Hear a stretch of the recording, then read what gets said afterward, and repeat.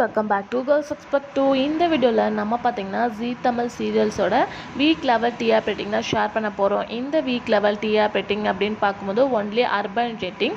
So urban plus rural நான் first சேனலில் share பண்ணுறேன், மறக்காமல் செக் பண்ணி பாருங்கள். ஸோ இதில் எப்போவுமே போல் ஃபர்ஸ்ட் ப்ளேஸ் கார்த்திகை தீபம் தான் ரீச் பண்ணியிருக்காங்க. ரேட்டிங் பார்க்கும்போது 5.39. So urban rating. செகண்ட் பிளேஸில் அண்ணா ரீச் பண்ணியிருக்காங்க, அவங்களோட ரேட்டிங் 5.03. தேர்ட் பிளேஸில் சந்தியா ராகம் பார்க்கும்போது 4.80 ரீச் பண்ணியிருக்காங்க. சண்டே ஸ்பெஷல் வந்து 2.36 ரீச் பண்ணியிருக்காங்க. அதுக்கு ஆஃப்டர் ஜீ தமிழில் இப்போ சூப்பர் ஹிட்டாக போயிட்டுருக்க கெட்டி மேளம் ரேட்டிங் பார்க்கும்போது 4th பிளேஸில் இருக்காங்க. ரேட்டிங் 3.58 ரீச் பண்ணியிருக்காங்க, ஒன்லி அர்பன்ஸ்.